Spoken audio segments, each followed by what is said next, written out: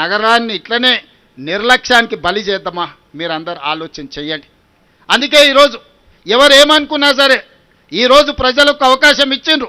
ఈ అధికారంతో ప్రజలకు మేలు చెయ్యాలన్నదే మా ఆలోచన. ప్రజలకు ఉపయోగపడే నిర్ణయం. కొంతమంది వ్యక్తులు కడుపు మంటతో మమ్మల్ని వ్యతిరేకించినా, మమ్మల్ని దూషించినా నేను పట్టించుకోదలుచుకోలేదు.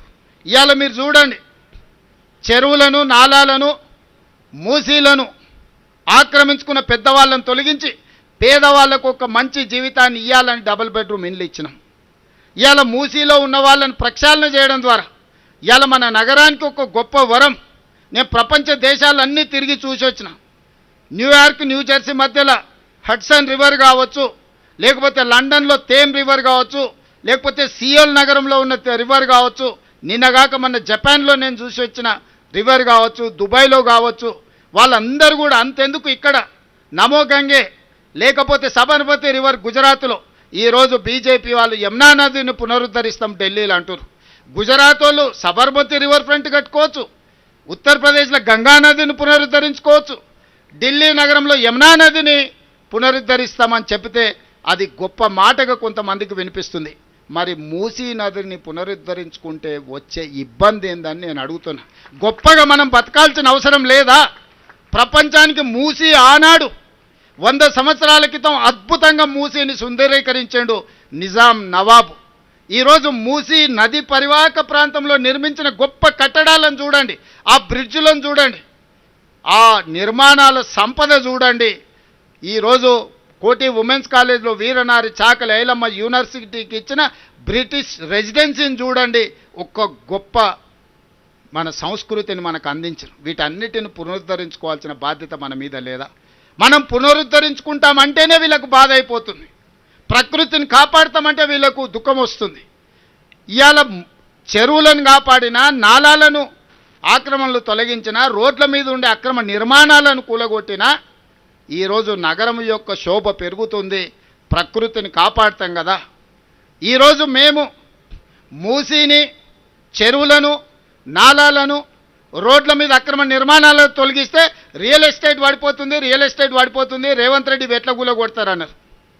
సరేనయ్యా, మరి రియల్ ఎస్టేట్ పెంచుదామని 400 ఎకరాలు ఎవరికో ప్రైవేట్ కంపెనీకి కట్టబెడితే 20 ఏళ్ళు వీళ్ళు వానికి అప్పచెప్తే 20 ఏళ్ళ తర్వాత నేను కొట్లాడి వెనకకి తెచ్చి ఒక పెద్ద ఐటీ పార్కును డెవలప్మెంట్ చేస్తే లేదు ఇక్కడ ప్రకృతిని కాపాడాలి, ఇక్కడ చెట్టు ఉంది, పుట్టు ఉంది, పాము ఉంది, పిట్ట ఉంది, పాములు ఎట్లా బతుకుతాయి, పిట్టలు ఎట్లా బతుకుతాయని ఈరోజు ఆ 400 ఎకరాలను అడ్డుకుంటారు.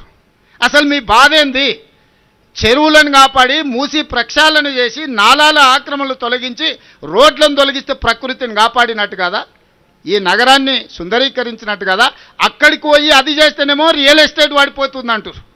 ఇక్కడ పెద్ద పెద్ద పరిశ్రమలను తీసుకొచ్చి ఐటీ అండ్ ఫార్మా కంపెనీలను తెచ్చి లక్షలాది ఉద్యోగాలు ఇప్పించి 1000 కోట్ల రూపాయల పెట్టుబడులు తీసుకొచ్చి ఒక ఇన్ఫర్మేషన్ నాలెడ్జ్ సెంటర్ని క్రియేట్ చేద్దాం ఒక 400 ఎకరాలలో అంటే లేదు ఇప్పుడు ప్రకృతి వాడిపోతుంది అంటారు.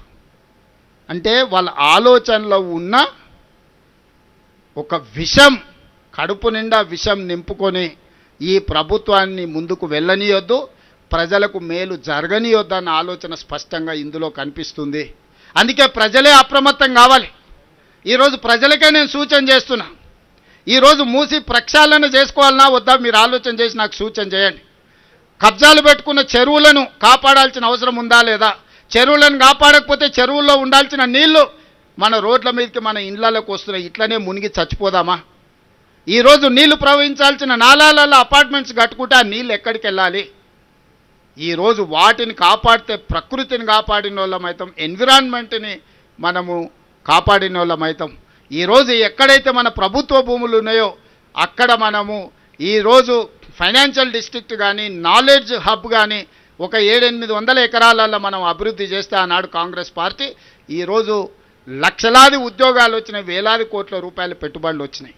అందుకే ఈరోజు గచ్చిబౌలి ప్రాంతంలో ఉన్న 400 ఎకరాలు ప్రైవేట్ కంపెనీలకు ఇచ్చిన వెనక్కి తెచ్చినాం. ఈరోజు యూనివర్సిటీ నుంచి తీసుకోలే, ఐఎంజీ భారత అని ఒక ప్రైవేట్ కంపెనీకి ఇచ్చిన భూమి నేను కొట్లాడి సుప్రీంకోర్టు వరకు కేసు గెలిచి ఆ భూమిని వెనక్కి తెచ్చి ఒక ఐటీ హబ్ని క్రియేట్ చేస్తే ఇంటర్నేషనల్ ఇన్వెస్ట్మెంట్స్ 2,28,000 కోట్ల రూపాయలు తీసుకొచ్చిన నేను సంవత్సరంన్నర లోపల దావోస్ ఇన్వెస్ట్మెంట్స్కి వెళ్ళి వరల్డ్ ఎకనామిక్ ఫోరంలో ఈ రాష్ట్రానికి మన ప్రాంతానికి 2,28,000 కోట్ల రూపాయల పెట్టుబడులు తీసుకొచ్చిన. మరి ఆ సంస్థలు నడవడానికి స్థలాలు ఇవ్వాల్సిన అవసరం లేదా?